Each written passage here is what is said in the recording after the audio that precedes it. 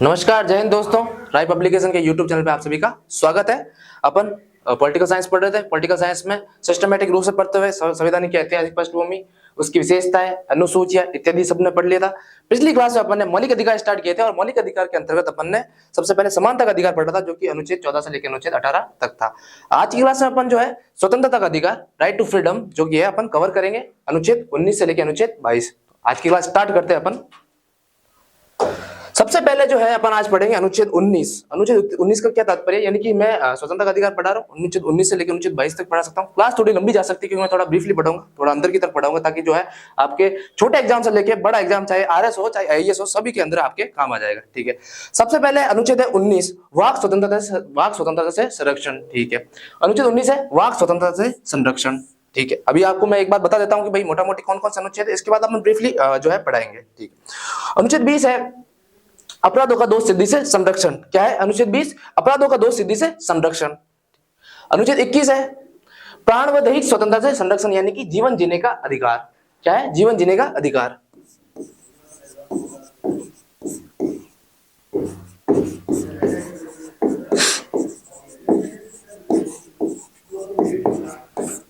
इसी क्रम में आगे बढ़ते हुए स्वतंत्रता का अधिकार का अंतिम जो है मौलिक अधिकार, जो कि अनुच्छेद 22 है, वो है गिरफ्तारियों व निरोध से संरक्षण। यानी कि गिरफ्तारियों और निरोध से क्या क्या संरक्षण प्रदान है अपने भारतीय संविधान के द्वारा, उसका उल्लेख किया गया है। तो फिर से बताता हूं, अनुच्छेद 19 में अंतर्गत लिखा हुआ है वाक स्वतंत्रता से संरक्षण। ठीक है, अनुच्छेद 20 के अंतर्गत है अपराधों का दोष सिद्धि से संरक्षण। फिर बात करें अनुच्छेद 21 जीवन जीने का अधिकार अर्थात प्राण व दैहिक स्वतंत्रता। अनुच्छेद 22 का संबंध है निवारक व गिरफ्तारियों से संरक्षण। अब एक एक करके अपन जो है ब्रीफली पढ़ना स्टार्ट करते हैं। सबसे पहले अपन लेंगे अनुच्छेद 19 वाक स्वतंत्रता से संरक्षण। अच्छा, जब अपना संविधान लागू हुआ था 26 जनवरी 1950 को, जब अपना संविधान लागू हुआ था, उस समय वाक स्वतंत्रता के संरक्षण के अंतर्गत कुल 7 स्वतंत्रताएं दे रखी थी। लेकिन 44 संविधान संशोधन 1978 के माध्यम से जो स्वतंत्रता की जो संपत्ति की जो स्वतंत्रता थी, उसको वहां से हटाकर एक कानूनी अधिकार बना दिया गया था। ठीक है, तो सबसे पहले अपन अनुच्छेद 19(1) देखेंगे कौन सा है। इस अनुच्छेद के अंतर्गत मैंने जैसे बताया था प्रारंभ में संविधान के द्वारा भारतीय नागरिकों को कुल 7 स्वतंत्रताएं प्रदान की गई थी। वो मैं आपको सातों बताऊंगा, लेकिन कौन सी स्वतंत्रता जो है कानूनी अधिकार बना दी गई वर्तमान में, वो भी आपको मैं बताऊंगा। तो सबसे पहले अपन देखेंगे अनुच्छेद 19(1)(अ). ठीक है, क्या देखेंगे? अनुच्छेद 19(1) वाक विचार तथा अभिव्यक्ति की स्वतंत्रता। वाक स्वतंत्रता के अंतर्गत जो है पहला अनुच्छेद है वो है अनुच्छेद 19(1)(ए), यानी क्या है? विचार तथा अभिव्यक्ति की स्वतंत्रता। यानी कि आपको पूरे भारतवर्ष में कहीं भी बोलने तथा अपने विचार रखने की जो है पूर्ण स्वतंत्रता है, जिसका उल्लेख किसमें किया गया है? अनुच्छेद 19(1)(अ) में किया गया है। क्या है? विचार तथा अभिव्यक्ति की संपूर्ण स्वतंत्रता। ठीक है, फिर बात करते हैं अनुच्छेद 19(1)(बी), शांतिपूर्वक बिना हथियार के सम्मेलन करने की स्वतंत्रता। तो अनुच्छेद 19(1)(बी) में क्या दे रखा है? शांतिपूर्वक बिना हथियार के सम्मेलन करने की स्वतंत्रता। आगे बढ़ते हैं, अनुच्छेद 19(1)(सी) के अंतर्गत दे रखा है समूह, संघ और समिति बनाने की स्वतंत्रता। फिर मैं रिपीट करा दूं, अपन अभी वर्तमान में पढ़ रहे हैं स्वतंत्रता का अधिकार, अनुच्छेद 19 पढ़ रहे हैं, जिसके अंतर्गत संविधान जब लागू हुआ था उसके अंतर्गत कुल 7 स्वतंत्रताएं दे रखी थी। लेकिन 44 संविधान संशोधन 1978 के द्वारा जो है वर्तमान में केवल 6 स्वतंत्रताएं विद्यमान है। फिर बात करते हैं अपन अनुच्छेद 19(1)(अ) की बात करते हैं। तो सबसे पहले आता है विचार व अभिव्यक्ति की स्वतंत्रता, यानी संपूर्ण भारतवर्ष में आप कहीं भी विचार तथा अपने जो है अभिव्यक्ति रख सकते हैं। अनुच्छेद 19(1)(बी) का संबंध है शांतिपूर्ण बिना हथियार के सम्मेलन करने की स्वतंत्रता। फिर बात करते हैं अनुच्छेद 1(सी) की बात करते हैं समूह, संघ और समिति बनाने की स्वतंत्रता। आगे बढ़ते हैं, अनुच्छेद 19(1)(डी) जो है उसका संबंध है भ्रमण की स्वतंत्रता, यानी आप पूरे भारतवर्ष में कहीं भी जो है घूमने की आजादी, आपको संपूर्ण आजादी है। तो अनुच्छेद 19(1)(डी) का संबंध है भ्रमण करने की स्वतंत्रता। फिर बात करते हैं अनुच्छेद 19(1)(ई) की बात करते हैं कहीं भी निवास और बस जाने की स्वतंत्रता। पहले आपको पता है जो जम्मू कश्मीर था उसका एक अलग से संविधान था, लेकिन अनुच्छेद 370 हटाने के बाद जो है अब वर्तमान के जो ये अनुच्छेद है जम्मू कश्मीर में भी लागू होता है, यानी कि आप वहीं भी जाकर संपत्ति खरीदने के अधिकारी है और वहां पर संपत्ति खरीदने के बाद अपना आवास बना के निवास कर सकते हैं। तो अनुच्छेद 19(1) जो कि ई है, उसका संबंध किससे है? उसका संबंध है गाइस निवास तथा बस जाने की स्वतंत्रता। फिर बात करते हैं अनुच्छेद 1(f) संपत्ति की स्वतंत्रता, जिसको वर्तमान में हटा दिया गया है 44 संविधान संशोधन 1978 के द्वारा।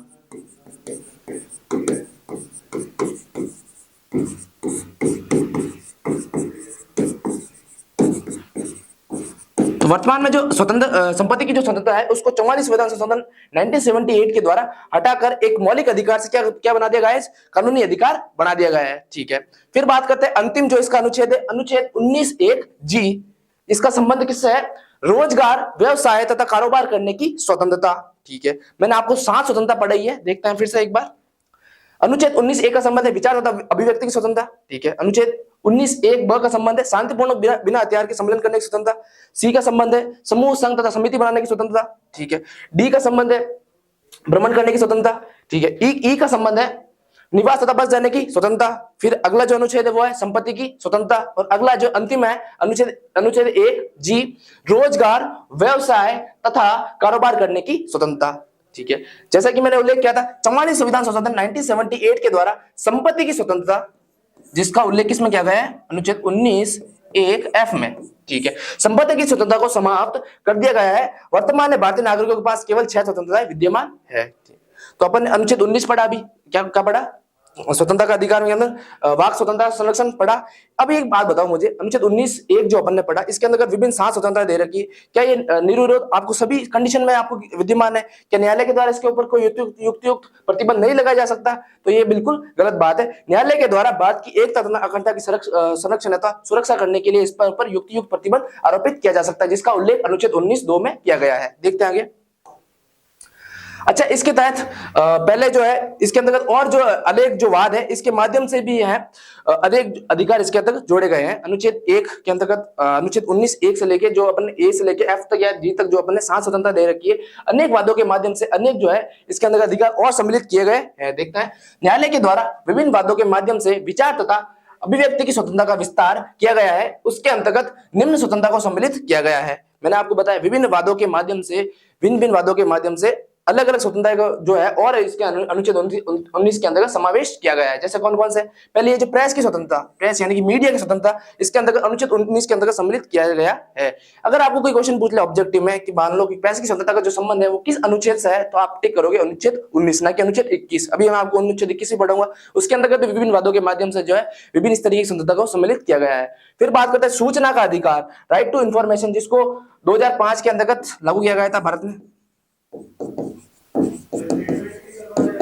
ठीक है, 12 अक्टूबर 2005 को सूचना का अधिकार अधिनियम जो है संपूर्ण भारतवर्ष में लागू कर दिया गया था, जिसका संबंध भी अनुच्छेद 19 से है। तो पहला है प्रेस की स्वतंत्रता यानी मीडिया की स्वतंत्रता, दूसरा है सूचना का अधिकार, राइट टू इंफॉर्मेशन, तीसरा है भाई इंटरनेट का अधिकार। अच्छा, इंटरनेट का भी एक अधिकार जो है आपको एक मौलिक अधिकार के रूप में विकसित कर दिया गया है। आप जो भी इंटरनेट यूज करते हो, अगर आपको इसका अधिकार खनन होता है तो आप सीधे जो है सुप्रीम कोर्ट या हाई कोर्ट की शरण प्राप्त कर सकते हैं। ठीक है, अगला जो है नोटा का अधिकार, नॉन ऑफ दी अबव। आपको पता है जब आजकल जो है उम्मीदवार किसी चुनाव में खड़े होते हैं, तो मान लो आपको उम्मीदवार ए दल का या बी दल का, किसी का भी दल का आपको पसंद नहीं आ रहा, तो एक तीसरा ऑप्शन भी वहां विद्यमान रहता है, कौन सा है? नोटा का।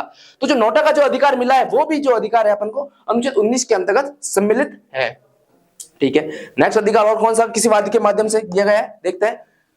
प्रदर्शन या धरना देने की स्वतंत्रता, आप कहीं भी जो है शांतिपूर्वक, एक बात ध्यान रखना, शांतिपूर्वक, मैंने ये नहीं कहा कि आपको हर कंडीशन में है जो है धरना देने का अधिकार है। धरना और प्रदर्शन देने का अधिकार तभी है जब आप एक तो जो है पुलिस को एक बार पहले इन्फॉर्म कर दो भाई हम इस अमुक जगह जो है धरना देने वाले हैं इस कंडीशन में, या फिर इस वक्त जो है अपन धरना देने वाले हैं, तो आपको ये अधिकार विद्यमान है।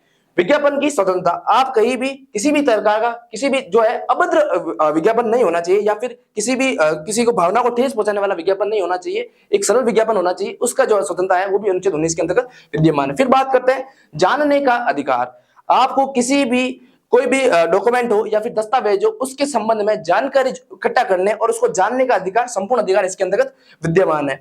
फिर एक अंतिम अधिकार जो इसके अंतर्गत जोड़ा गया है चुप रहने की स्वतंत्रता, यानी कि कुछ लोग ये चाहते हैं कि भाई हम जो है राष्ट्रीय गान के समय चुप रहना चाहते हैं, तो उस चुप रहने की जो स्वतंत्रता है वो भी अनुच्छेद 19 के अंतर्गत ही विद्यमान कर दी गई है। ठीक है, मैंने आपको बताया मूल रूप से अनुच्छेद 19 जो कि वाक स्वतंत्रता संरक्षण है उसके अंतर्गत 7 स्वतंत्रता विद्यमान है, वर्तमान में 6 है। ठीक है, इसके बाद विभिन्न वादों के माध्यम से भी इसके अंतर्गत कुछ जो है अधिकार और जोड़े गए थे। वो कौन कौन से अधिकार है फिर से एक बार देखते हैं। पहला है प्रेस की स्वतंत्रता यानी कि मीडिया की स्वतंत्रता, दूसरी बात करते हैं राइट टू इंफॉर्मेशन, सूचना का अधिकार, फिर बात करते हैं अगला जो है अधिकार इंटरनेट का अधिकार, चौथा है नोन ऑफ द अबव का अधिकार, पांचवा है प्रदर्शन व धरना करने का अधिकार, छठा है विज्ञापन करने का अधिकार, सातवां है जानने का अधिकार और आठवां है चुप रहने का अधिकार।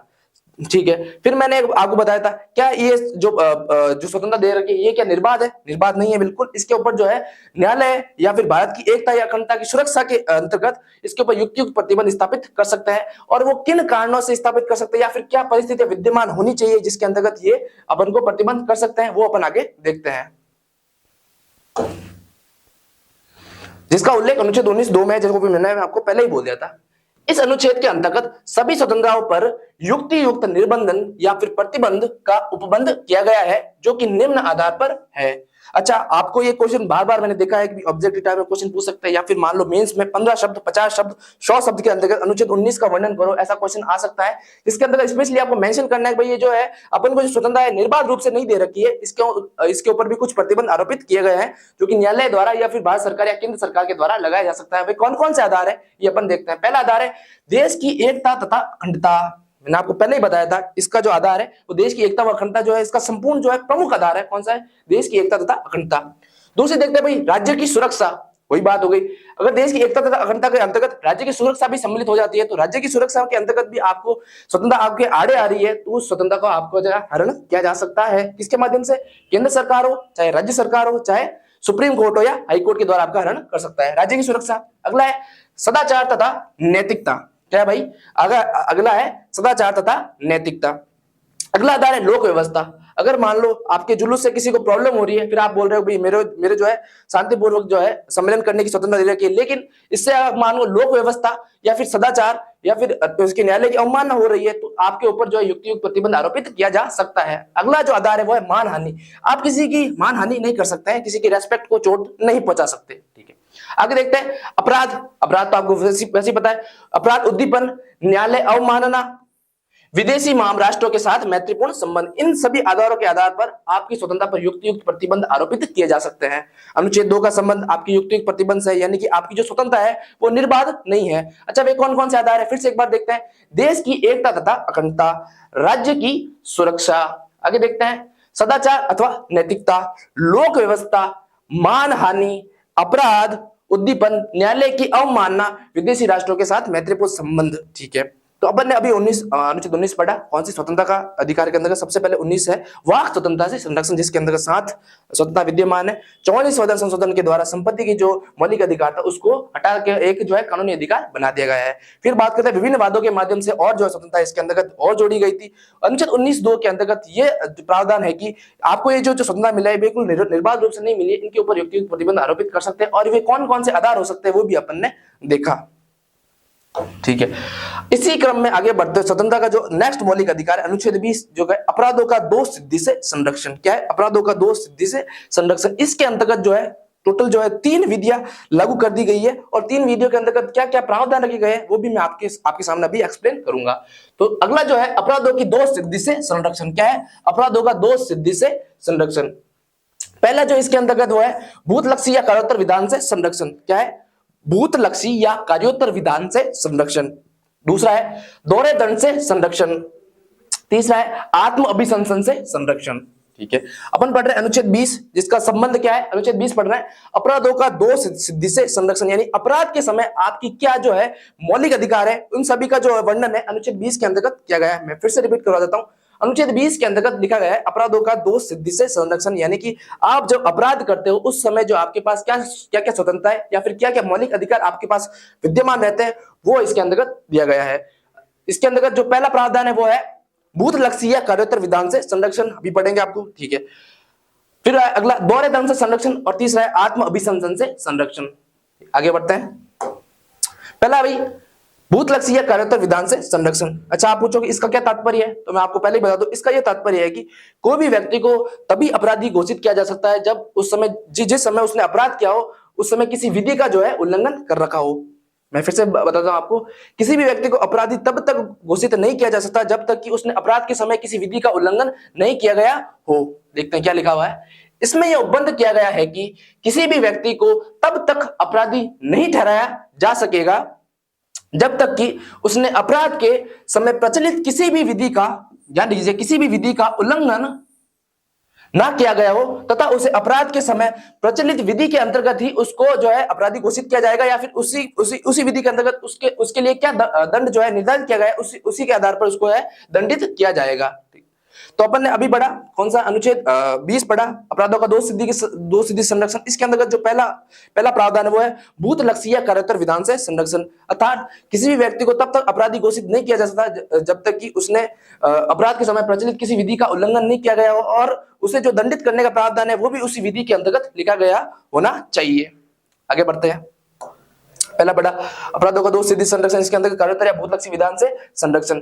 अगला पढ़ते हैं दूसरा प्रावधान है वो है दोहरे दंड से संरक्षण। दोहरे दंड से संरक्षण से क्या अभिप्राय है? इसका ये अभिप्राय है कि अगर मान लो आप किसी आपके जो है विधि के अंतर्गत लिखित किसी अपराध की श्रेणी के अंदर अपराध करते हैं तो आपको केवल एक बार ही दंडित किया जा सकता है, यानी कि एक विधि के अंदर जो आपने एक अपराध किया है उसके अंतर्गत जो लिखित विधि है उसके अंतर्गत सिर्फ एक बार जो है आपको दंडित किया जा सकता है, उसको आपको बार बार दंडित नहीं किया जा सकता है, इसके अंदर लिए लिखा गया है। अच्छा, लेकिन जो है विभाग की जो कार्रवाई है इसके अंतर्गत सम्मिलित नहीं की जा सकती। यानी मान लो आपने किसी ने जो है कहीं से चोरी की है तो चोरी करने का जो है अपने जो विधि के अंतर्गत प्रावधान है उसके तहत जो उसको सजा मिलेगी। लेकिन अगर मान लो कि ये कोई मान लो सरकारी जॉब करता है वो आदमी, तो विधि के द्वारा तो उसको जो है सजा मिलेगी, लेकिन जो है सरकारी के अंदर उसको विभाग की जो कार्यवाही की जाएगी वो है उसको उससे जो है अलग है। देखते हैं क्या लिखा हुआ है दोहरे दंड से संरक्षण। इसमें यह उपबंध किया गया है कि एक व्यक्ति को एक अपराध के लिए न्यायालय के द्वारा एक ही बार दंडित किया जाएगा, यानी एक विधि के अंतर्गत जो सजा दे रखी है उसको केवल एक बार ही दंडित किया जा सकता है, यद्यपि विभाग की कार्रवाई इसका अपवाद मानी जाएगी। मैंने आपको बताया कोई भी सरकारी नौकर है मान लो, तो उसको जो है अगर मान लो बर्खास्त किया जाता है किसी भी अगर मान लो विधि के दंड के रूप में, तो विभाग की कार्रवाई जो है इसके अंतर्गत नहीं आ सकती। यानी कोई व्यक्ति इसके आधार पर रिट या फिर जो है न्यायालय में अपना पक्ष प्रस्तुत नहीं कर सकता कि मेरे जो है दोहरे दंड से अभिशंसन है, तो आपने विधि के अंतर्गत जो मुझे दंडित कर दिया गया है, लेकिन जो है मुझे तो नौकरी से भी हाथ धोना पड़ा। इसके अंतर्गत अगला जो प्रावधान है वो है आत्म अभिशंसन से संरक्षण। इसके अंतर्गत ये दे रखा है कि किसी भी व्यक्ति को स्वयं के विरुद्ध या खुद के विरुद्ध जो है गवाही देने के लिए बाध्य नहीं किया जा सकेगा। देखते हैं क्या लिखा हुआ है आत्म अभिशंसन से संरक्षण। इसका अभिप्राय यह है कि किसी भी व्यक्ति को स्वयं के विरुद्ध गवाही देने अथवा किसी भी अपराध को स्वीकार करने के लिए बाध्य नहीं किया जा सकता। मैंने आपको बताया कि किसी भी व्यक्ति को स्वयं के विरुद्ध गवाही देने या फिर किसी अपराध को स्वीकार करने के लिए कभी जो है बाध्य नहीं किया जा सकेगा, यद्यपि व्यक्ति स्वेच्छा से गवाही अथवा किसी भी अपराध को स्वीकार कर सकता है। ठीक बात है। यदि स्वेच्छा से, आपको पता है किसी भी केस के अंतर्गत किसी व्यक्ति को जो है जेल के अंदर डाला जाता है तो अपनी स्वेच्छा से जो है वो किसी भी अपराध को स्वीकार कर सकता है या फिर उसको मान सकता है भाई मैंने जो अपराध किया है, लेकिन जो है उसको जो है बाध्य नहीं किया जाता स्वयं के विरुद्ध गवाही देने के लिए या फिर अपराध को मानने के लिए स्वयं को बाध्य नहीं किया जा सकेगा। इसका जो एक वाद है शैली बनाम कर्नाटक राज्यवाद जो कि 2010 में हुआ था, इसके अंतर्गत न्यायालय के द्वारा ब्रेन मैपिंग हो गया, नार्को टेस्ट हो गया और पॉलीग्राफ इत्यादि को क्या है अवैध घोषित कर दिया गया था। लेकिन इसके अंतर्गत जो है डीएनए फिंगरप्रिंटिंग को जो मान्यता प्रदान कर दी गई थी। देखिए लिखेगा शैली बनाम कर्नाटक राज्यवाद जो कि 2010 में हुआ था, इसके अंतर्गत सुप्रीम कोर्ट के द्वारा narco test, brain mapping, polygraphy इत्यादि को जो है अवैध घोषित कर दिया गया था। यानी कि मौली बनाम कर्नाटक राज्यवाद जो कि जिसका संबंध 2010 से है, इसके अंतर्गत सुप्रीम कोर्ट के द्वारा एक वर्डिक्ट यानी कि फैसला सुनाया गया है जिसके अंतर्गत नार्को टेस्ट, ब्रेन मैपिंग और पॉलीग्राफी टेस्ट को जो है अवैध घोषित कर दिया गया था, वरन डीएनए फिंगरप्रिंटिंग को क्या मान्यता प्रदान कर दी गई थी। तो अपन ने कौन सा अभी पढ़ा अनुच्छेद 20 पढ़ा अपराधों का दोष सिद्धि से संरक्षण, जिसके अंतर्गत जो है 3 प्रावधान दे रखे हैं। कौन कौन से? भूत लक्षीय कार्योत्तर विधान से संरक्षण, दोहरे दंड से संरक्षण और आत्म अभिशंसन से संरक्षण। भूत लक्षीय कार्योत्तर विधान संरक्षण, इसका क्या तात्पर्य है? इसके यह तात्पर्य है कि अगर मान लो किसी व्यक्ति के द्वारा अपराध किया जाता है तो उसको तब तक अपराधी नहीं माना जाएगा जब तक कि उसके समय जो प्रचलित विधि के अंतर्गत किसी का उल्लंघन नहीं किया गया और विधि के अंतर्गत जो सजा लिखी गई है वही सजा इसको मिलेगी। देखिए किसी भी विधि का उल्लंघन नहीं किया गया तथा उसे अपराध के समय प्रचलित विधि के अंतर्गत ही दंडित किया जा सकेगा। दूसरा है भाई दोहरे दंड से सुरक्षा यानी कि संरक्षण। लिखा गया है कि इसमें यह उपबंध किया गया है कि एक व्यक्ति को एक अपराध के लिए न्यायालय के द्वारा सिर्फ एक बार ही दंडित किया जा सकता है, यद्यपि विभागीय जो कार्रवाई है इसका अपवाद मानी जाएगी, नहीं विभागीय कार्रवाई अलग से कर सकते हैं। तीसरा देखा था अपने आत्म अभिशंसन, अंधविश्वास नहीं है, आत्म अभिशंसन से है भाई, आत्म अभिशंसन से संरक्षण। क्या गाइस? आत्म अभिशंसन से संरक्षण। इसका अभिप्राय है कि किसी भी व्यक्ति को स्वयं के विरुद्ध गवाही देने के लिए अथवा अपराध मानने के लिए बाध्य नहीं किया जा सकता, यदि भी वो जो है स्वेच्छा से जो है अपने जो किया गया अपराध है उसको मान सकता है। इसके अंतर्गत एक बात देखा था अपने सैलरी बनाम कर्नाटक राज्यवाद जो कि 2010 में किया गया था। इसके अंतर्गत न्यायालय के द्वारा ब्रेन मैपिंग, नार्को टेस्ट और पॉलीग्राफी टेस्ट को जो है अवैध मान लिया गया था, लेकिन डीएनए फिंगरप्रिंटिंग को जो है मान्यता प्रदान कर दी गई थी। अपन ने अनुच्छेद 19 स्वतंत्रता के अधिकार के अंतर्गत अनुच्छेद 19 वाक स्वतंत्रता संरक्षण, सातों स्वतंत्रता है, उसके अंदर क्या यौक्तिक प्रतिबंध है, अनुच्छेद भी अपराधों का 2 सीधी संरक्षण जिसके अंदर 3 प्रावधान दिए गए थे वो अपन ने भी कवर किया है। आगे की ओर बढ़ते हैं अपन। इसका अनुच्छेद 20 जो है आपातकाल के दौरान भी इसका निर्बंधन नहीं किया जा सकता, यानी कि पहले जो है जब अपना संविधान लागू हुआ था उसके अंतर्गत जो है किसी भी मौलिक अधिकार को आपातकाल के दौरान निर्बंधन को स्वतंत्रता प्रदान नहीं की गई थी, अर्थात सभी मौलिक अधिकार जो है मौलिक अधिकार जो है आपातकाल के दौरान निर्बंधन यानी प्रतिबंध किए जा सकते हैं। लेकिन एक संशोधन किया गया था 44 संविधान संशोधन,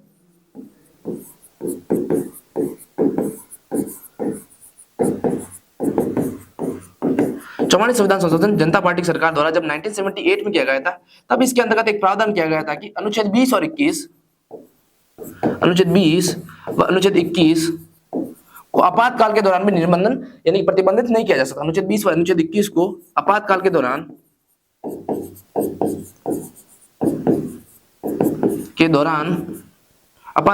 भी प्रतिबंधित नहीं किया जा सकता।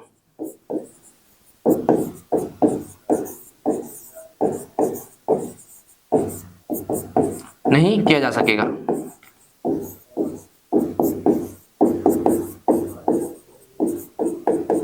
ठीक है, तो इसका महत्व यही है कि अनुच्छेद 20 को आपातकाल के दौरान में निलंबित नहीं किया जा सकता। ठीक है, किस संविधान संशोधन से इसको जोड़ा गया था? 44 संविधान संशोधन 1978 जनता पार्टी सरकार के दौरान अनुच्छेद 20 और अनुच्छेद 21 को यह प्रावधान किया गया था कि इसको आपातकाल के दौरान भी निर्बंधन या प्रतिबंधित नहीं किया जा सकेगा। आगे की ओर बढ़ते हैं, अनुच्छेद 21 की ओर बढ़ते हैं, जो कि स्वतंत्रता का अधिकार का तीसरा जो है अधिकार है। अनुच्छेद 21 है प्राण व दैहिक स्वतंत्रता से संरक्षण। क्या है गाइस? प्राण व दैहिक स्वतंत्रता से संरक्षण अर्थात जीवन जीने का अधिकार। देखिएगा इसमें क्या लिखा है, विधि द्वारा स्थापित प्रक्रिया के बिना जीवन का हरण नहीं किया जा सकता, यानी कि चाहे कार्यपालिका हो, चाहे व्यवस्थापिका हो, चाहे न्यायपालिका हो, विधि की उचित प्रक्रिया यानी विधि द्वारा स्थापित प्रक्रिया के बिना जो है किसी भी व्यक्ति का जो है हरण नहीं किया जा सकेगा। इसके अंतर्गत जो पहला वाद देखते हैं अपन, गोपालन बनाम भारत संघवाद, ठीक है, जो कि 1950 में हुआ था। सबसे पहला वाद इसके अंदर देखते हैं 1950 का गोपालन बनाम भारत संघवाद, जिसके अंतर्गत यह फैसला दिया गया था कि कार्यपालिका अर्थात कार्यपालिका तथा व्यवस्थापिका दोनों का वर्णन किया गया है। इसके अंतर्गत कार्यपालिका है जो व्यक्ति के जीवन का हरण नहीं कर सकती, लेकिन व्यवस्थापिका जो है व्यक्ति के जीवन का हरण कर सकती है। ये लिखा गया है पहला जो केस है 1950 में गोपालन बनाम भारत संघवाद। सुप्रीम कोर्ट के अनुसार अनुच्छेद 21 केवल कार्यपालिका के विरुद्ध संरक्षण प्रदान करता है, ना कि व्यवस्थापिका के विरुद्ध। यानी कि अनुच्छेद 21 के अंतर्गत प्राण व दैहिक स्वतंत्रता है, जीवन जीने का अधिकार है, वो केवल और केवल कार्यपालिका के विरुद्ध जो है अपन को संरक्षण प्रदान करती है, व्यवस्थापिका के विरुद्ध संरक्षण प्रदान नहीं करती है। अर्थात व्यवस्थापिका जो है विधि द्वारा स्थापित प्रक्रिया के द्वारा व्यक्ति के जीवन का हरण कर सकती है, ये लिखा गया है। अर्थात व्यवस्थापिका विधि के माध्यम से किसी भी व्यक्ति के जीवन का हरण कर सकती है। और न्यायपालिका के द्वारा गोपालन बनाम भारत संघवाद के अंतर्गत यह माना गया था कि अनुच्छेद 19 और अनुच्छेद 21 जो है एक दूसरे से पृथक है, यानी कि स्वतंत्रता जो वाक स्वतंत्रता संरक्षण है और प्राण व दैहिक स्वतंत्रता है, ये दोनों जो क्या है अपन आपस में क्या है पृथक है। लिखा गया है अनुच्छेद 19 और अनुच्छेद 21 को एक दूसरे से क्या माना गया है, पृथक माना गया है। फिर से बता दूं, अनुच्छेद 21 पढ़ रहे हैं अपन, अनुच्छेद 21 के अंतर्गत है प्राण व दैहिक स्वतंत्रता यानी कि जीवन जीने का अधिकार, विधि द्वारा स्थापित प्रक्रिया के बिना आपके जीवन का जो है हरण नहीं किया जा सकता, इसके अंतर्गत ये उल्लेखित किया गया है। सबसे पहला वाद देखते हैं अपन 1950 में हुआ था गोपालन बनाम भारत संघवाद, जिसके अंतर्गत ये फैसला दिया गया था कि जो आपके जो जीवन व जो प्राण की दैहिक स्वतंत्रता है वो केवल और केवल कार्यपालिका के विरुद्ध है, ना कि व्यवस्थापिका के विरुद्ध, यानी कि व्यवस्थापिका के द्वारा विधि के माध्यम से आपके जीवन का हरण किया जा सकता है। और अनुच्छेद 19 और अनुच्छेद 21 एक दूसरे से क्या है, पृथक है। लेकिन 1978 में एक वाद हुआ था, मेनका गांधी बनाम भारत संघवाद। अच्छा, ये बात क्यों आया था? मेनका गांधी आपको पता है एक राजनेता हुई थी जो कि 1978 में क्या है कि एक विदेश यात्रा करने वाली थी, लेकिन विदेश यात्रा के दौरान इनका क्या है पासपोर्ट छीन लिया गया था। इसी के तहत इन्होंने विदेशी भ्रमण करने का अपना एक मौलिक अधिकार बताते हुए न्यायालय में अपनी एक जो है एक मामला दर्ज किया गया था, तभी से ये मामला प्रचलित है 1978 का मेनका गांधी बनाम भारत संघवाद। इसके अंतर्गत न्यायालय के द्वारा अपने जो पूर्व में जो निर्णय दिया गया था कि आपको जो प्राण व दैहिक स्वतंत्रता है केवल कार्यपालिका के विरुद्ध ही है, न्यायपालिका के विरुद्ध नहीं है, इसकी को बदला गया था और इसके तहत यह फैसला दिया गया था कि आपको जो जीवन जीने की जो स्वतंत्रता है वो कार्यपालिका तथा व्यवस्थापिका दोनों के ही समक्ष विरुद्ध है, यानी कि ना तो कार्यपालिका के द्वारा ना ही व्यवस्थापिका के द्वारा जो है आपकी जीवन का हरण किया जा सकता है। और अनुच्छेद 19 व अनुच्छेद 21 को क्या है आपने में एक दूसरे से जुड़ा हुआ मानते हुए बताया गया। ठीक है, अनुच्छेद 1978 का मेनका गांधी बनाम भारत संघवाद मैंने आपको बताया था, इनसे क्या है पासपोर्ट छीन लिया गया था, तब इन्होंने एक बात जो है सुप्रीम कोर्ट के अंतर्गत अपना जो मामला प्रस्तुत किया गया था, तभी से जो है न्यायालय के द्वारा ये वर्डिक्ट सुनाए गए थे। सुप्रीम कोर्ट के द्वारा अपने पूर्व में दिए गए निर्णय को परिवर्तित कर विधि की उचित प्रक्रिया, इसकी विधि की उचित प्रक्रिया का क्या गया था प्रतिपादन किया गया था, तथा अनुच्छेद 21 को कार्यपालिका तथा व्यवस्थापिका के विरुद्ध संरक्षण प्रदान किया गया था। मैंने आपको पहले बताया था कि गोपालन बनाम भारत संघवाद जो कि 1950 में हुआ था, इसके अंतर्गत आपको जो प्राण व दैहिक स्वतंत्रता दे रखी थी वो केवल कार्यपालिका के विरुद्ध दे रखी थी, व्यवस्थापिका के विरुद्ध नहीं दे रखी थी। लेकिन मेनका गांधी बनाम भारत संघवाद जो कि 1978 बाद में हुआ था, इसके अंदर सुप्रीम कोर्ट ने अपने जो पूर्व में दिए गए फैसला था उसको बदलते हुए यह फैसला दिया गया था कि आपकी जो प्राण व दैहिक स्वतंत्रता है यानी कि जीवन जीने का जो अधिकार है वो कार्यपालिका तथा व्यवस्थापिका दोनों के विरुद्ध समान रूप से विद्यमान है। अनुच्छेद 21 को कार्यपालिका तथा व्यवस्थापिका के विरुद्ध संरक्षण प्रदान किया गया था। न्यायालय के अनुसार व्यवस्थापिका द्वारा निर्मित विधि उचित, तार्किक तथा प्राकृतिक न्याय यानी कि नेचुरल जस्टिस के अनुसार होनी चाहिए।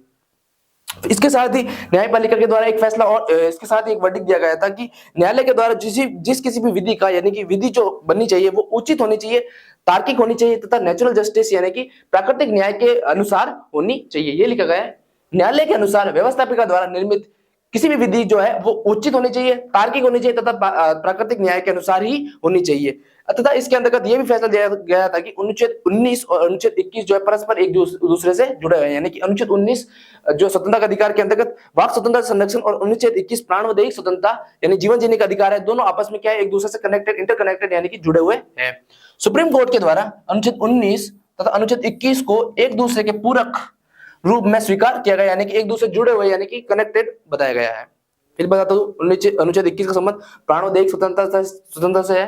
ठीक है, इसके अंदर जो पहला वाद है वो है 1950 का गोपालन बनाम भारत संघवाद, जिसके अंतर्गत यह फैसला दिया गया था कि आपके जो प्राण व दैहिक स्वतंत्रता है केवल कार्यपालिका के विरुद्ध है, व्यवस्थापिका के विरुद्ध नहीं है, जिसका फैसला बदलते हुए 1978 में मेनका गांधी बनाम भारत संघवाद में यह फैसला दिया गया था कि आपकी जो प्राण व दैहिक स्वतंत्रता है वो कार्यपालिका तथा व्यवस्थापिका दोनों के विरुद्ध है। अतः जो है कि व्यवस्थापिका के द्वारा बनाई गई विधि जो है तार्किक, उचित और जो क्या है प्राकृतिक न्याय के अनुरूप होनी चाहिए। और अनुच्छेद 19 व अनुच्छेद 21 जो है परस्पर एक दूसरे के पूरक अर्थात जुड़े हुए हैं।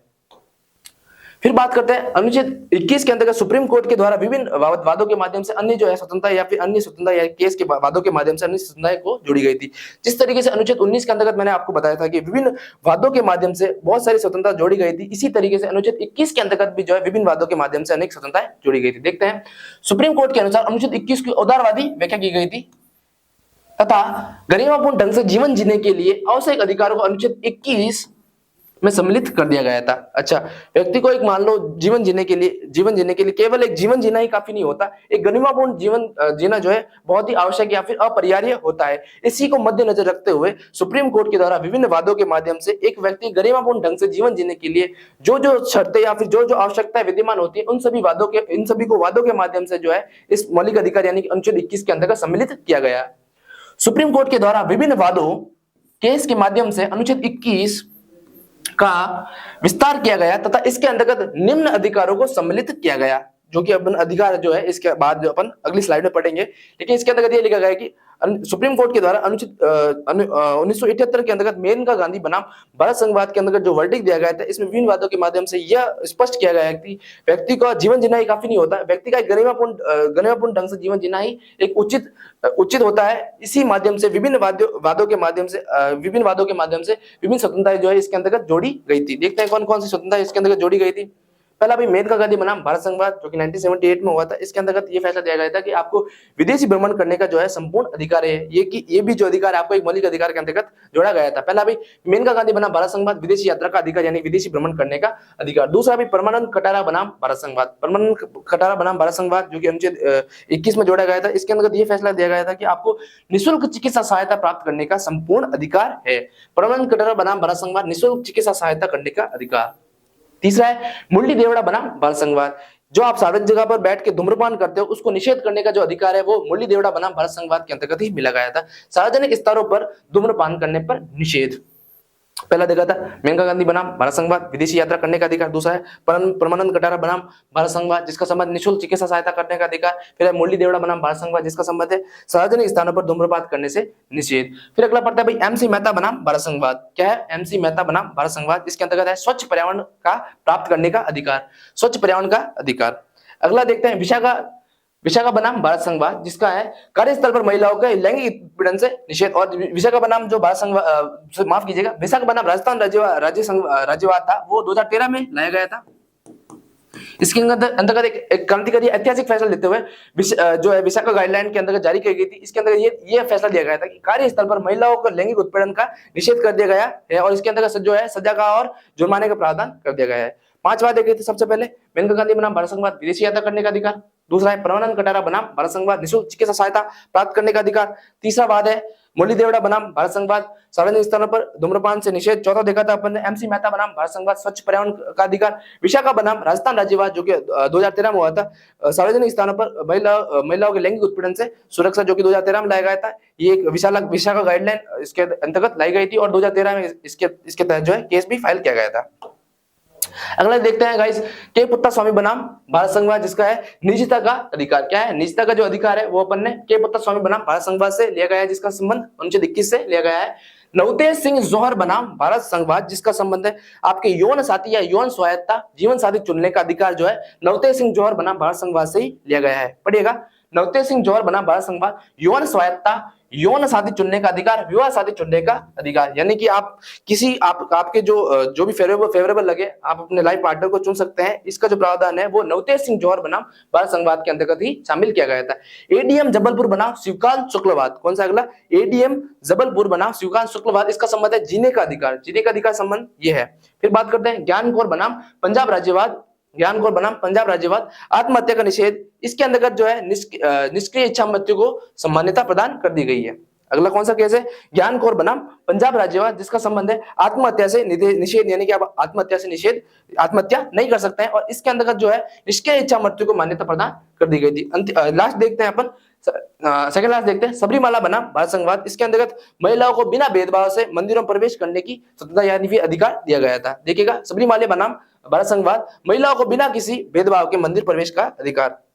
साउथ में एक टेंपल है जो जिसका नाम है अयप्पा मंदिर। इसके अंतर्गत पहले क्या हुआ करता था, महिलाओं को जो है प्रवेश की अनुमति प्रदान नहीं कर दी गई थी, क्योंकि इनका ऐसा मानना था कि जो अयप्पा जो है उसका एक बाल स्वरूप है या फिर ब्रह्मचर्य स्वरूप है, महिलाओं से जो है विकट हो सकता है, इसलिए जो है महिलाओं को प्रवेश की अनुमति प्रदान नहीं की गई थी। लेकिन एक केस हुआ था सबरीमाला बनाम भारत संघवाद, इसके अंतर्गत एक ऐतिहासिक फैसला सुनाते हुए 4-1 से इस फैसले को डिक्लाइन करते हुए महिलाओं को जो है प्रवेश की आजादी प्रदान कर दी गई थी। कौन कौन से देखा था? के पुत्तास्वामी बनाम भारत संघवाद, निजता का अधिकार। फिर अगला देखा था नवतेज सिंह जौहर बनाम भारत संघवाद, जिसके अंतर्गत यौन साथी, यौन सहायता या फिर विवाह साथी चुनने का अधिकार। एटीएम जबलपुर बनाम शिवकांत शुक्लवाद, जीने का अधिकार। ज्ञान कौर बनाम पंजाब राज्यवाद, आत्महत्या पर निषेध, इसमें इसके अंतर्गत निष्क्रिय इच्छा मृत्यु पर जो है स्वतंत्रता दी गई है। सबरीमाला बनाम भारत संघवाद, महिलाओं को मंदिरों में प्रवेश करने की स्वतंत्रता। अगला देखते हैं अपन मोहिनी जैन बनाम कर्नाटक राज्यवाद, जो कि 11वां केस इसके अंदर मोहिनी जैन बनाम कर्नाटक राज्यवाद, जिसको यूनिकर्षणवाद भी कहते हैं। और इसके अंतर्गत जो है अनुच्छेद 21A लागू किया गया था। इसके अंदर शिक्षा का अधिकार को भी एक मौलिक अधिकार प्रदान कर दिया गया है। अगला बात कौन सा है? मोहिनी जैन बनाम कर्नाटक राज्यवाद, जिसको यूनिकर्षणवाद भी कहते हैं, जिसका संबंध जो है शिक्षा के अधिकार से संबंधित है। इसके अंतर्गत अनुच्छेद 21A को जो है सम्मिलित किया गया और शिक्षा के अधिकार को भी एक क्या है मौलिक अधिकार बनाया गया था। कौन सा संविधान संशोधन से ये जोड़ा गया था? 86वां संविधान संशोधन 2002 के माध्यम से इसको जोड़ा गया था। देखते हैं मोहिनी जैन बनाम कर्नाटक केटी, यानी कि कर्नाटक राज्यवाद, इसको यूनिकर्षणवाद भी कहते हैं शॉर्ट में। शिक्षा का अधिकार जो है मौलिक अधिकार बना दिया गया था। 86वें संशोधन अधिनियम 2002 के माध्यम से अनुच्छेद 21A में शिक्षा के अधिकार को सम्मिलित किया गया और इसे लागू करने के लिए संसद के द्वारा 2009 में RTE यानी कि राइट टू एजुकेशन अधिनियम का निर्माण किया गया था। 86वें संविधान संशोधन 2002 के माध्यम से अनुच्छेद 21A को लागू कर दिया गया। इसके अंतर्गत RTE एक्ट यानी कि राइट टू एजुकेशन जो एक्ट है संसद के द्वारा 2009 में लागू कर दिया गया था, जिसे 1 अप्रैल 2010 को भारत में लागू कर दिया गया था। एक्ट जो है 2009 में लागू कर दिया गया था, एक्ट जो है 2009 में बनाया गया था, जिसको संपूर्ण भारत में 1 अप्रैल 2010 को लागू किया गया था। वही मैं अब आपको राजस्थान की बात कर लूं तो इसे 1 अप्रैल 2011 में लागू कर दिया गया था। देखिएगा, राजस्थान में से 1 अप्रैल 2011 को लागू कर दिया गया था। तो नेक्स्ट जो अंतिम बात जो अपन पढ़ते हैं, अनुच्छेद 21 के अंतर्गत प्राणवाद स्वतंत्रता के अंदर जो है मोहिनी जैन बनाम कर्नाटक राज्यवाद, जिसको यूनिकेशनवाद कहते हैं। 86वां संविधान संशोधन 2002 के माध्यम से अनुच्छेद 21 अ जोड़ा गया था। इसके तहत आरटी जो एक्ट है संसद के द्वारा निर्माण 2009 में किया गया था, जिसको 1 अप्रैल 2010 में संपूर्ण भारत में लागू कर दिया गया था, जिसे राजस्थान में 1 अप्रैल 2011 में लागू कर दिया गया था। अपन एक बार अनुच्छेद 21 फिर से देख लेते हैं। अनुच्छेद 21 का संबंध है प्राणवाद स्वतंत्रता। इसके अंतर्गत सबसे पहला केस पड़ा 1950 का गोपालन बनाम भारत। इसके अंतर्गत अनुच्छेद 21 के अंतर्गत जो प्राणवाद स्वतंत्रता दे रखी है वो केवल कार्यपालिका के विरुद्ध दे रखी है, व्यवस्थापिका के विरुद्ध नहीं दे रखी है। और इसके अंतर्गत ये फैसला दिया गया था कि अनुच्छेद 19 और अनुच्छेद 21 जो है एक दूसरे के पृथक है। ठीक है, इसका अगला जो वाद है मेनका गांधी बनाम भारत संघवाद। इसके अंतर्गत ये फैसला दिया गया था कि आपको जो जीवन जीने का अधिकार प्राणवाद स्वतंत्रता है वो कार्यपालिका तथा व्यवस्थापिका दोनों के विरुद्ध है, यानी कि उस दोनों के विरुद्ध दोनों संरक्षण प्राप्त है। और न्यायालय के द्वारा जो विधि बनाई जाती है वो उचित तार्किक तथा संवैधानिक मामलों में व्याख्या करने वाली होनी चाहिए। और सुप्रीम कोर्ट के द्वारा अनुच्छेद 19 और अनुच्छेद 21 को क्या एक दूसरे का पूरक माना था। सुप्रीम कोर्ट के द्वारा अनुच्छेद 21 की जो है उदारवादी व्याख्या की गई थी तथा इसके अंतर्गत यह सम्मिलित किया गया था कि व्यक्ति को गरिमापूर्ण ढंग से जीवन जीने के लिए जो जो स्वतंत्रता या फिर जो जो अधिकार मिलने चाहिए उन सभी अधिकारों को इसके अंतर्गत सम्मिलित करना चाहिए। और सुप्रीम कोर्ट के द्वारा विभिन्न वादों के माध्यम से अनुच्छेद 21 के अंतर्गत उन सभी को सम्मिलित किया गया था। फिर इसके बाद अपन ने विभिन्न वाद देखे थे। कौन कौन से वाद देखे थे ये देखिएगा। सबसे पहले मेनका गांधी बनाम भारत संघवाद, विदेशी भ्रमण करने का अधिकार, परमानंद कटारा निःशुल्क चिकित्सा सहायता प्राप्त करने का अधिकार, मुरली देवड़ा बनाम भारत संघवाद, सार्वजनिक स्थानों पर धूम्रपान से निषेध। 14 देखा था एमसी मेहता बनाम भारत संघवाद, स्वच्छ पर्यावरण का अधिकार, विशाखा बनाम राजस्थान राज्यवाद जो कि 2013 संबंधित है, सार्वजनिक स्थानों पर या फिर कार्यस्थल पर महिलाओं के लैंगिक उत्पीड़न से निषेध। फिर अपन ने देखा था के पुत्र स्वामी बनाम भारत संघवाद जो कि है निजता का अधिकार, इसके तहत अपन को मिला गया था। नवतेज सिंह जौहर बनाम भारत संघवाद जिसका संबंध जो है यौन साथी, यौन स्वायत्ता या फिर विवाह साथी चुनने का अधिकार, इसके अंतर्गत दिया गया था। एडीएम जबलपुर बनाम शिवकांत शुक्लवाद, जीने का अधिकार, ज्ञान कौर बनाम पंजाब राज्यवाद, इसके अंदर आत्महत्या का निषेध कर दिया गया था। निष्क्रिय इच्छा मृत्यु को इसके अंदर मान्यता प्रदान कर दी गई थी। सबरीमाला बनाम भारत संघवाद, महिलाओं को जो है मंदिर में प्रवेश करने की स्वतंत्रता। अगला देखा था अपन ने मोहिनी जैन बनाम कर्नाटक राज्यवाद जिसको यूनिकेशनवाद कहते हैं। 86वां संविधान संशोधन 2002 के माध्यम से अनुच्छेद 21 अ जोड़ा गया था। इसके अंतर्गत जो संसद के द्वारा एक एक्ट बनाया गया था 2009 में जिसको राइट टू एजुकेशन के नाम से जाना जाता है। संपूर्ण भारत में इसको 1 अप्रैल 2010 में लागू कर दिया गया था और राजस्थान में से 1 अप्रैल 2011 में लागू किया गया था। आगे की ओर बढ़ते हैं। इसका क्या महत्व है मैंने आपको बताया था। 44 संविधान संशोधन 1978 के माध्यम से लागू किया गया था। तब यह बताया गया था कि अनुच्छेद 20 अनुच्छेद 21 को आपातकाल के दौरान भी निलंबित नहीं किया जा सकेगा। तो देखते हैं इसका निलंबन आपातकाल के दौरान भी नहीं किया जा सकेगा। और भीमराव अंबेडकर के द्वारा अनुच्छेद 21 को जो इसको मेरुदंड या फिर मेग्ना कार्टा की संज्ञा दी गई है। देखिए ये लिखा गया कि भीमराव अंबेडकर ने अनुच्छेद 21 को संविधान का मेरुदंड मेग्ना कार्टा की जो है संज्ञा दी गई थी। तो इसका क्या एक महत्व है। अनुच्छेद 20 और अनुच्छेद 21 आपातकाल के दौरान भी निबंधन या फिर इसको प्रतिबंधित नहीं कर सकते। और ये जो प्रावधान किया गया था वो 44 संविधान संशोधन 1978 के माध्यम से किया गया था। इसके महत्व को उजागर करते हुए भारत रत्न डॉक्टर भीमराव अंबेडकर ने इसको संविधान का मेरुदंड या फिर मेग्ना कार्टा की जो है संज्ञा दी थी। आगे बढ़ते हैं।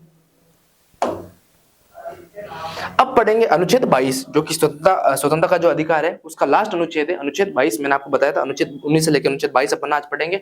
जो अंतिम स्वतंत्रता का अधिकार है वो गिरफ्तारियों से संरक्षण या फिर निवारक निरोध या अथवा गिरफ्तारियों से संरक्षण। अच्छा, गिरफ्तार संरक्षण किस प्रकार से है। अगर आप मान लो किसी भी कोई भी सजा किसी भी विधि का अंतर्गत किसी विधि का उल्लंघन करते हैं तो आपको गिरफ्तार किया जाता है। उस गिरफ्तारी के बाद आपको क्या क्या अधिकार होते हैं इसका अधिकार का वर्णन अनुच्छेद 22 के अंतर्गत किया गया है। देखिए क्या लिखा हुआ है। सामान्य गिरफ्तारी से क्या तात्पर्य है।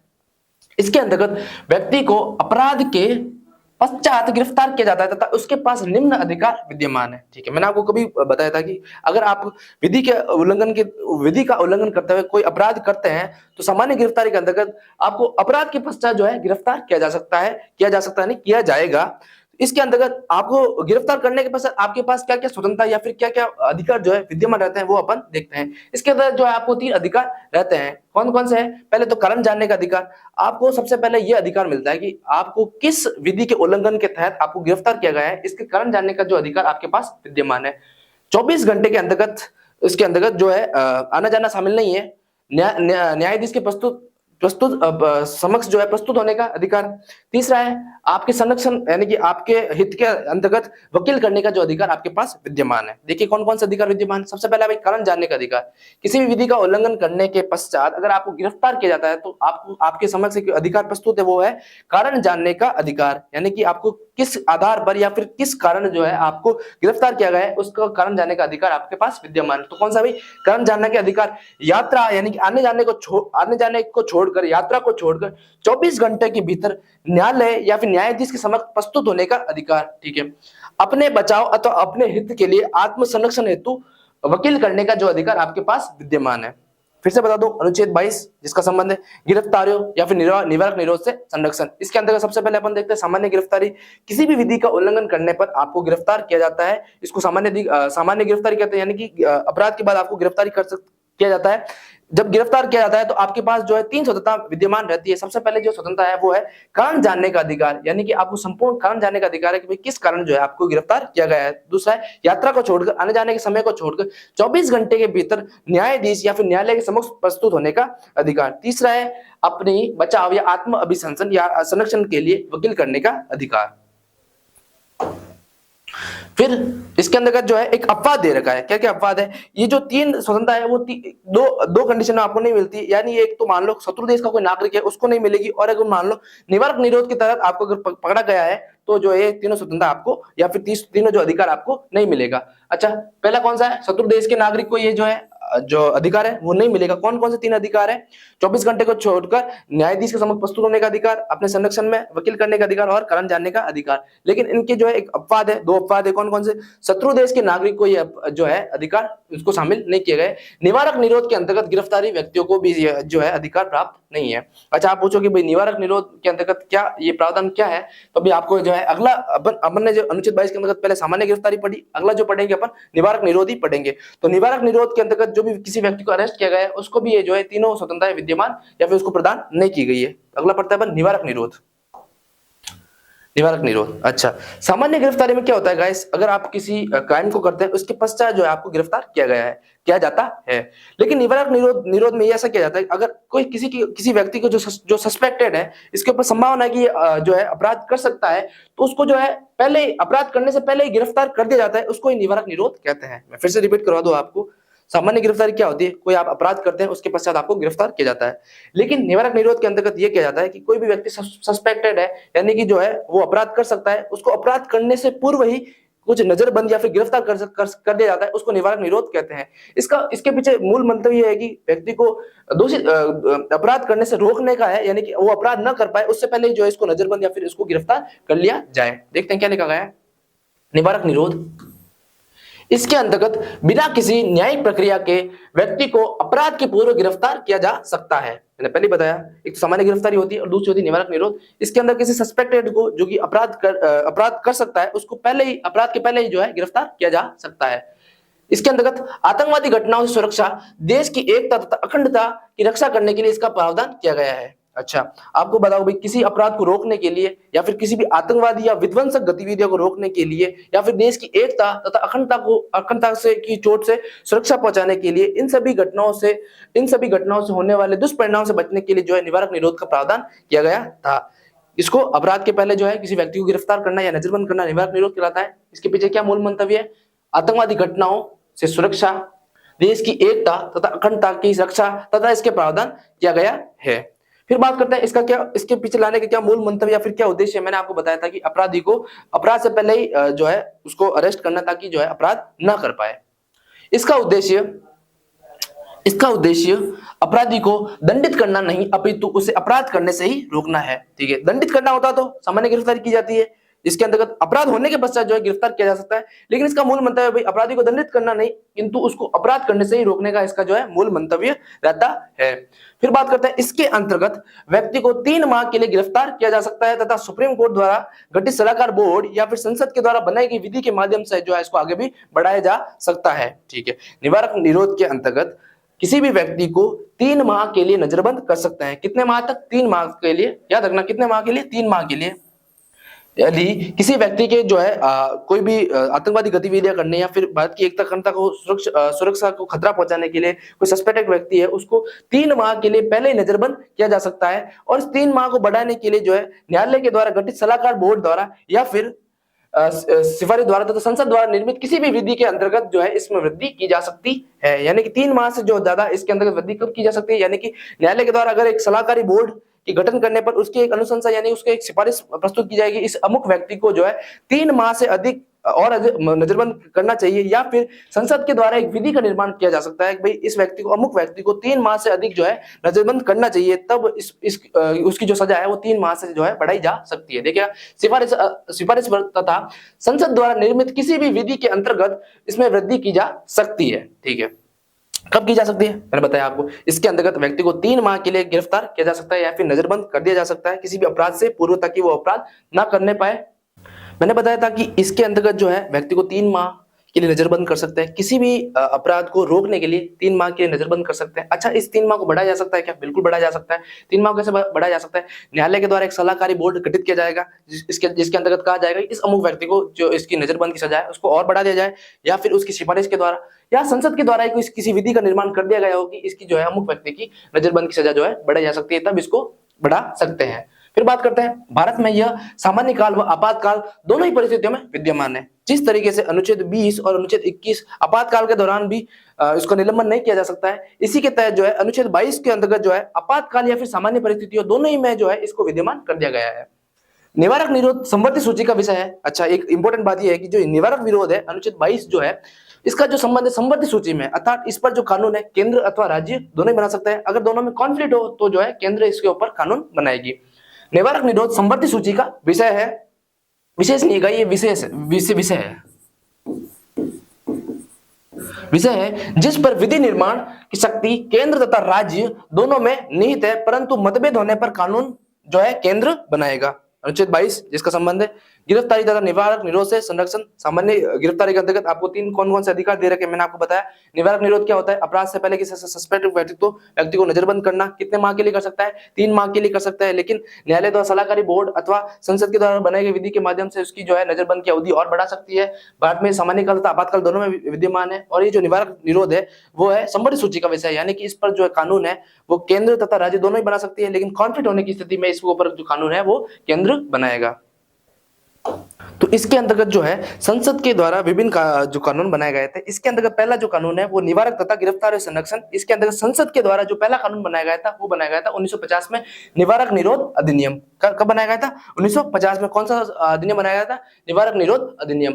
इसके बाद जो है 1971 में बनाया गया था आंतरिक सुरक्षा व्यवस्था अधिनियम। कब बनाया गया था? 1971 में आंतरिक सुरक्षा व्यवस्था अधिनियम, जिसको इंग्लिश में मिसा यानी कि इसकी फुल शॉर्ट फॉर्म है वो मिसा है, मिसा कानून के नाम से भी जाना जाता है। दूसरा कानून अनुच्छेद 22 के अंतर्गत जो बनाया गया था वो बनाया गया था 1971 में, 1971 में, जिसका संबंध है आंतरिक सुरक्षा व्यवस्था तथा आंतरिक सुरक्षा व्यवस्था अधिनियम, जिसको मिसा भी कहते हैं। फिर बात करते हैं 1974 ईस्वी में विदेशी मुद्रा संरक्षण तथा तस्करी निवारण अधिनियम। 1974 ईस्वी में एक कानून बनाया गया था जिसका नाम है विदेशी मुद्रा संरक्षण तथा तस्करी निवारण अधिनियम। 3 कानून बता रहा हूं मैं आपको, अनुच्छेद 22 के अंतर्गत बनाए गए थे।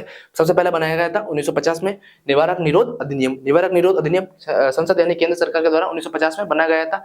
फिर इसके अंतर्गत जो नेक्स्ट महत्वपूर्ण कानून है वो 1971 के अंतर्गत वो बनाया गया था आंतरिक सुरक्षा व्यवस्था अधिनियम, जिसको मिसा भी कहते हैं। फिर बात करते हैं 1974 के अंतर्गत विदेशी मुद्रा संरक्षण तथा तस्करी निवारण अधिनियम। ठीक है, आगे बढ़ते हैं। अगला कानून लाया गया था वो 1980 में लाया गया था, जिसका संबंध है राष्ट्रीय सुरक्षा अधिनियम। राष्ट्रीय सुरक्षा अधिनियम जो है 1980 के अंतर्गत लाया गया था। अगला जो कानून है वो देखते हैं 1985 में जो है आतंकवाद तथा विध्वंसक निवारक अधिनियम। कौन कौन सा है? आतंकवाद तथा विध्वंसक निवारण अधिनियम, जिसको टाडा भी कहते हैं। बाद में जो है संसद के द्वारा इसको वापस भी ले लिया गया था, वो भी अपन किसी और क्लास में पढ़ेंगे। फिर 2002 में लाया गया था पोटा, आतंकवाद एवं निवारक अधिनियम, जिसको पोटा भी कहते हैं। कब लाया गया था? 2002 में लाया गया था। क्या नाम है? आतंकवाद एवं निवारक अधिनियम 2002 में लाया गया था, जिसको पोटा कहते हैं। अनुच्छेद 22 के अंतर्गत विभिन्न जो है अधिनियम या फिर कानून बनाए गए थे संसद के द्वारा। वो कौन कौन से है मैं फिर से आपको रिपीट कर देता हूँ। पहला है भाई निवारक निरोध अधिनियम, जो कि 1950 में लाया गया था। कब लाया गया था? 1950 में निवारक निरोध अधिनियम लाया गया था। फिर देखते हैं 1971 ईस्वी में आंतरिक सुरक्षा व्यवस्था अधिनियम। 1971 में कौन सा लाया गया था? आंतरिक सुरक्षा व्यवस्था अधिनियम, जिसको आप बोलते हैं मिसा भी बोलते हैं। फिर बात करते हैं 1974 ईस्वी में। 1974 ईस्वी में एक अधिनियम लाया गया था जिसको बोलते हैं विदेशी मुद्रा संरक्षण तथा तस्करी निवारण अधिनियम। फिर 1980 के दशक में फिर लाए थे राष्ट्रीय सुरक्षा व्यवस्था अधिनियम, राष्ट्रीय सुरक्षा अधिनियम। 1985 में लाए थे आतंकवाद तथा विध्वंसक गतिविधियां निवारण अधिनियम, जिसको बोलते हैं टाडा बोलते हैं। 2002 में कानून लाया गया था जिसको बोलते हैं आतंकवाद एवं निवारक अधिनियम, जिसको पोटा कहते हैं। एक जो महत्वपूर्ण कानून है, जो मैंने आपको 6 कानून बताए ये भी महत्वपूर्ण है, लेकिन एक जो सबसे महत्वपूर्ण कानून है वो है गैर कानूनी गतिविधियां रोकथाम अधिनियम, जिसको यूएपीए कहते हैं। क्या है? गैर कानूनी गतिविधियां रोकथाम अधिनियम। अच्छा, आप बोलोगे कि ये इंपॉर्टेंट क्यों है? ये इंपॉर्टेंट इसलिए कि हाल ही में 2019 के अंतर्गत मोदी सरकार के द्वारा इसमें कुछ महत्वपूर्ण चेंजेस किए गए हैं, इसके लिए और काफी इंपॉर्टेंट हो जाता है। इसको सर्वप्रथम जो है 1967 में इंदिरा गांधी सरकार के द्वारा लाया गया था, जिसको 2019 में मोदी गवर्नमेंट के द्वारा और इसको स्ट्रिक्ट और कठोर कानून बनाया गया था। नेक्स्ट अधिनियम कौन सा है? गैर कानूनी गतिविधियों से रोकथाम अधिनियम, यूएपीए। देखते हैं क्या लिखा गया है। ये एक आतंक विरोधी कानून है जिसमें किसी भी व्यक्ति को अथवा संस्था को अगर वो भारत की एकता तथा अखंडता को चोट पहुंचाता है उसको आतंकवादी संस्था घोषित किया जा सकता है। ये लिखा गया है। ये एक आतंक विरोधी कानून है जिसमें किसी भी व्यक्ति अथवा संस्था को आतंकवादी के रूप में घोषित किया जा सकता है। ठीक है, इसकी उत्पत्ति मैंने बताया था 1967 में इंदिरा गांधी सरकार के द्वारा यह अधिनियम बनाया गया था तथा 2019 में मोदी गवर्नमेंट के द्वारा इसमें संशोधन परिवर्तन कर इसे और कठोर बनाया गया। फिर से बताते हैं, नेक्स्ट कानून अनुच्छेद 22 के अंतर्गत वो है गैर कानूनी गतिविधियां रोकथाम अधिनियम। अच्छा, इसका अर्थ इसके नाम में छुपा है गैर कानूनी गतिविधियों से रोकथाम, यानी कि जो भी गतिविधियां अगर मान लो कोई गैर कानूनी गतिविधि है उसको रोकथाम करने के लिए जो अधिनियम लाया गया था उसको यूएपीए बोला जाता है। अच्छा, इसके अंतर्गत क्या है? कोई भी व्यक्ति या फिर किसी भी संस्था के द्वारा भारत की एकता तथा अखंडता को चोट पहुंचती है, उससे असुरक्षा पहुंचती है, तो उसके तहत किसी भी उस संस्था या फिर अमुक व्यक्ति को आतंकवादी घोषित किया जा सकता है। इसकी जो उत्पत्ति हुई थी वो इंदिरा गांधी सरकार द्वारा 1967 के अंतर्गत कर दी गई थी। कब कर दी गई थी? 1967 में कर दी गई थी, जिसको 2019 में मोदी गवर्नमेंट के द्वारा और स्ट्रिक्ट बनाया गया था। इसके अंतर्गत कौन कौन संशोधन के द्वारा क्या क्या प्रावधान जोड़े गए थे? पहला प्रावधान यह है व्यक्ति तथा संस्था जिसकी कार्रवाई से देश की एकता तथा अखंडता एवं सुरक्षा को खतरा पहुंचने की आशंका या फिर खतरा पहुंच रहा है उसे आतंकवादी के रूप में घोषित किया जा सकता है। ठीक है, यूएपीए कानून के अंतर्गत प्रथम संशोधन 2019 के अंतर्गत मोदी गवर्नमेंट के द्वारा किया गया था। इसके अंतर्गत यह बताया गया था कि किसी भी व्यक्ति अथवा संस्था के द्वारा भारत की एकता तथा अखंडता को चोट पहुंचाने का अगर मान लो संभावना है या फिर वो चोट पहुंचा रहा है उसको आतंकवादी संस्था या फिर आतंकवादी के रूप में घोषित किया जा सकता है। नेक्स्ट, इसके अंतर्गत और क्या प्रावधान किया गया था? इसके अंतर्गत निया यानी एनआईए नेशनल इन्वेस्टिगेशन एजेंसी को इसके जो क्षेत्राधिकार में वृद्धि कर दी गई थी। इसके अंतर्गत किसी भी आतंकवादी के अगर मान लो जमीन को जब्त करने का अधिकार और इसको कुर्क करने का जो अधिकार इसको प्रदान कर दिया गया था। देखते हैं, इसके अंतर्गत एनआईए यानी कि निया नेशनल इन्वेस्टिगेशन एजेंसी क्या है? नेशनल इन्वेस्टिगेशन एजेंसी के अधिकार क्षेत्र में वृद्धि कर दी गई थी। उसे आतंकवादी संस्था की जो है जमीन को जब्त करने और उसको कुर्क करने या फिर उसको बेचान करने का जो अधिकार है वो निया को दिया गया था।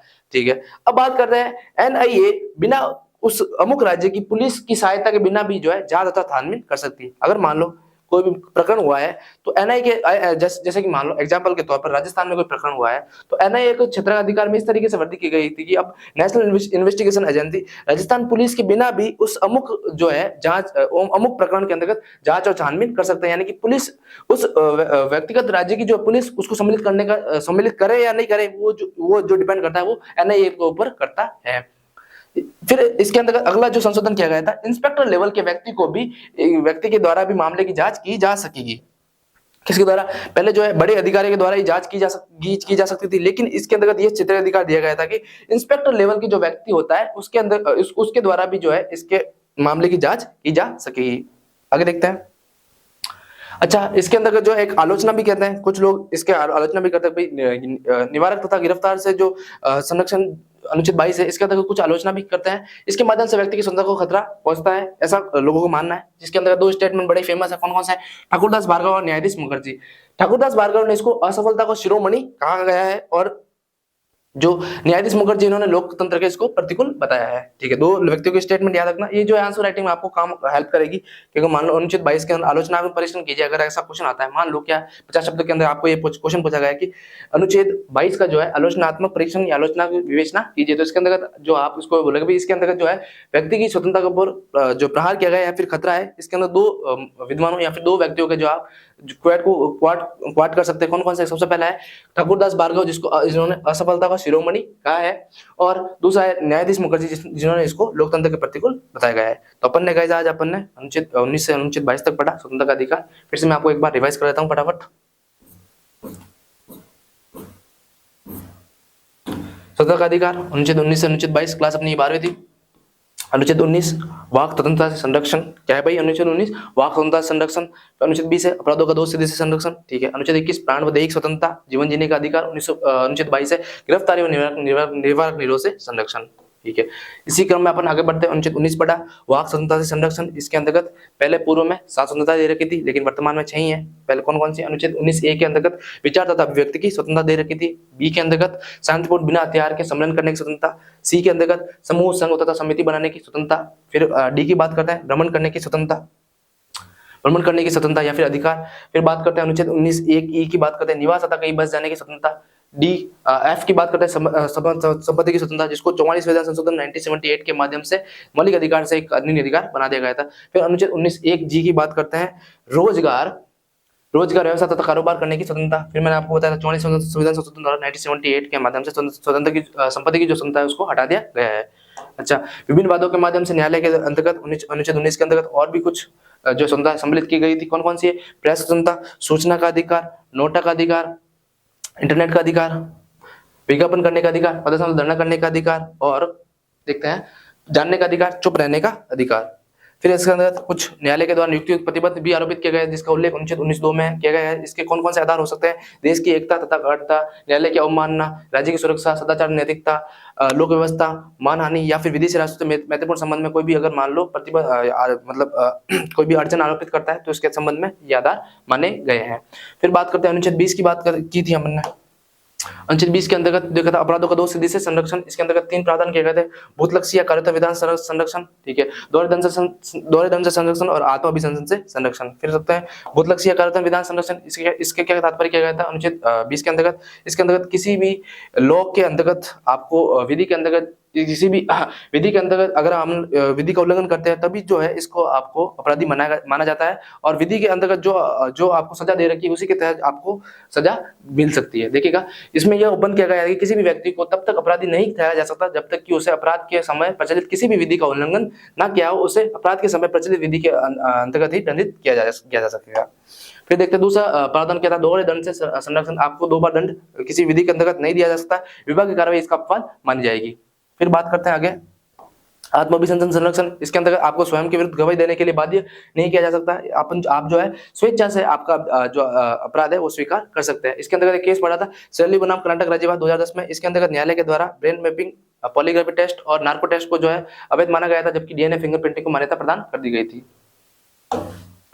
फिर बात करते हैं अनुच्छेद 21 प्राणोदैहिक स्वतंत्रता, जीवन जीने का अधिकार। इसके अंतर्गत सबसे पहला केस पढ़ा था अपन ने 1950 के अंदर गोपालन बनाम भारत संघवाद। इसके अंतर्गत ये देखा था कि आपको जो जीवन जीने का अधिकार है केवल कार्यपालिका के विरुद्ध प्रदान किया गया है, यानी कि व्यवस्थापिका के द्वारा आपका जीवन कारण किया जा सकता है। अनुच्छेद 19 और अनुच्छेद क्या एक दूसरे से पृथक है। फिर अपन ने अगला बात पढ़ा था 1978 का मेनका गांधीवाद, जिसके अंतर्गत ये फैसला दिया गया था कि जीवन जीने का जो अधिकार है वो आपको कार्यपालिका तथा व्यवस्थापिका दोनों के विरुद्ध जो है प्रदान किया गया है, और अनुच्छेद 19 और अनुच्छेद एक दूसरे क्या है, पूरक है। फिर देखा था इसके अंदर सुप्रीम कोर्ट के द्वारा अनुच्छेद 21 के अनुदारवादी व्याख्या कर दी गई थी, जिसके अंतर्गत यह फैसला दिया गया था कि व्यक्ति को गरिमापूर्ण ढंग से जीवन जीने के लिए जो कुछ भी अधिकार सम्मिलित होने चाहिए वो इसके अंतर्गत सम्मिलित कर दिए गए थे, और विभिन्न वादों के माध्यम से कुछ को जोड़ा भी गया था, जैसे मेनका गांधी बनाम भारत संघवाद में विदेश भ्रमण करने का अधिकार दिया गया था। फिर देखा गया था परमानंद कटारा बनाम भारत संघवाद में निःशुल्क चिकित्सा सहायता प्राप्त करने का अधिकार। एमसी मेहता वाला जो वादे का था वो स्वच्छ पर्यावरण का अधिकार दे रखा था। मुरली देवड़ा में जो है सार्वजनिक स्थानों पर धूम्रपान निषेध का जो अधिकार इसके अंतर्गत दिया गया था। विशाखा बनाम राजस्थान राज्यवाद, इसके अंतर्गत लैंगिक उत्पीड़न से महिला को सुरक्षा प्रदान कर दी गई थी। अगला वाद देखा था अपने के पुत्र स्वामी बनाम भारत संघवाद, जो कि निजता का अधिकार था।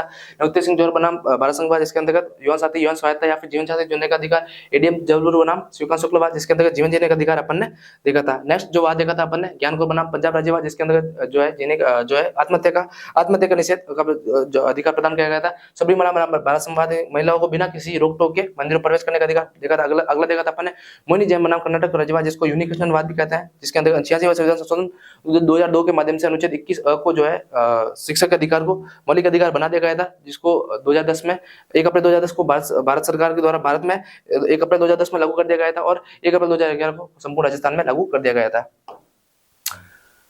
महत्व यह है कि अनुच्छेद 20 को है आपातकाल के दौरान भी प्रतिबंधित या निबंधन नहीं कर सकते हैं। फिर आगे पढ़ा था गिरफ्तारी संरक्षण। सामान्य गिरफ्तारी के बाद जो है आपको 3 अधिकार प्रदान किए गए थे। सबसे पहले आपको अमुक किस हिसाब से कारण मतलब जो है आपको गिरफ्तार किया गया था इसको कारण जानने का अधिकार, यात्रा का अधिकार 24 घंटे में, न्यायाधीश या फिर न्यायालय के समक्ष प्रस्तुत होने का अधिकार और अपने बचाव में वकील करने का अधिकार। फिर बात करी थी अपन निवारक निरोध।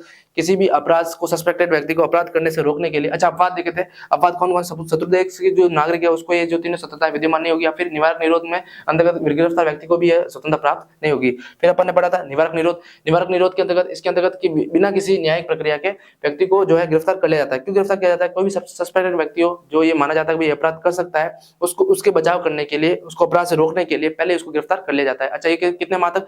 3 माह तक जो है इसको गिरफ्तार किया जा सकता है, या फिर न्यायालय के द्वारा एक सलाहकारी बोर्ड की अनुशंसा पर अथवा संसद के द्वारा कोई विधि का निर्माण करके इस नजरबंद की जो अवधि है 3 माह की उसको बढ़ाया जा सकता है। ये भारत में सामान्य काल आपातकाल दोनों विद्यमान रहता है। फिर बात की जाए निवारक निरोध जो है एक संबंधित सूची का विषय है जिसके ऊपर जो कानून है केंद्र अथवा राज्य दोनों ही बना सकती है। कॉन्फ्लिक्ट होने की स्थिति में केंद्र इसके ऊपर कानून बनाएगा। फिर बात करते हैं इसके अंदर विभिन्न जो कानून बनाए गए थे, कौन कौन से कानून बनाए गए थे। 1950 ईस्वी में निवारक निरोध अधिनियम सबसे पहले बनाया गया था। फिर बात करें 1971 में आंतरिक सुरक्षा व्यवस्था अधिनियम, जिसको मिसा भी कहते हैं, ये बनाया गया था। फिर 1974 की बात की जाए विदेशी मुद्रा संरक्षण अधिनियम 1974 में बनाया गया था। 1980 में राष्ट्रीय सुरक्षा अधिनियम 1980 में बनाया गया था। फिर बात करें 1985 ईस्वी में आतंकवाद तथा विध्वंसक निवारक अधिनियम, जिसको अपन बोलते हैं टाटा। फिर बात करें 2002 में एक पोटा कानून बनाया गया जिसको बोलते हैं आतंकवाद तथा निवारक अधिनियम। अगला जो महत्वपूर्ण कानून था गैर कानूनी गतिविधि रोकथाम अधिनियम, जिसको यूएपीए कहा जा सकता है। इसके अंतर्गत कोई भी व्यक्ति अगर मान लो भारत की एकता तथा अखंडता को चोट पहुंचा रहा है उसको आतंकवादी या फिर उसको संस्था को आतंकवादी संस्था घोषित किया जा सकता है। ये सबसे सर्वप्रथम 1967 ईस्वी में इंदिरा गांधी सरकार के द्वारा लाई गई थी, जिसको 2019 में मोदी सरकार के द्वारा चेंजेस किए गए थे। क्या क्या महत्वपूर्ण चेंजेस किए गए थे इसके अंतर्गत वो देखना था। सबसे पहले व्यक्तिगत संस्था जिसके द्वारा भारत की एकता तथा अखंडता की चोट पहुंचाने की संभावना या फिर चोट पहुंच रही है उसको आतंकवाद तथा आतंकवादी संस्था घोषित किया जा सकता है। इसके अंतर्गत एनआईए नेशनल इन्वेस्टिगेशन एजेंसी के क्षेत्राधिकार में वृद्धि करी गई तथा इसके अंतर्गत आतंकवादी संस्था की जमीन को कुर्क करने या फिर संपत्ति को जब्त करने या पहचान करने का जो अधिकार निया को यानी एनआईए को दिया गया था। एनआईए के द्वारा बिना राज्य पुलिस की सहायता लिए उस अमुक राज्य में छानबीन करने का जो अधिकार इसको दिया गया था। इंस्पेक्टर लेवल के जो अधिकारी होते हैं उनको भी इसके अंतर्गत सम्मिलित कर लिया गया था। आलोचना इसकी आलोचना भी की जाती है और ये नागरिक की स्वतंत्रता के ऊपर प्रहार भी माना जाता है। 2 स्टेटमेंट याद रखना, ठाकुरदास भार्गव का असफलता शिरोमणि इन्होंने कहा था और न्यायाधीश मुखर्जी के द्वारा इसको लोकतंत्र के प्रतिकूल कहा था। तो गाइस अपन ने पिछली क्लास में जो मौलिक अधिकार स्टार्ट किए थे इसके अंतर्गत सबसे पहले जो अपन ने स्वतंत्रता का समानता का अधिकार जो है कल की क्लास में कवर किया गया था। इसके अंतर्गत आज जो है स्वतंत्रता का अधिकार 19 से अनुच्छेद 22 जो अपन ने आज कवर किया गया था, थोड़ा ब्रीफली पढ़ा है मैंने क्योंकि जो है छोटे से लेकर बड़े एग्जाम सब में काम आएगा। इसी के साथ जो आपकी आज की जो क्लास समाप्त करते हैं। जय श्री कृष्ण, राधे राधे।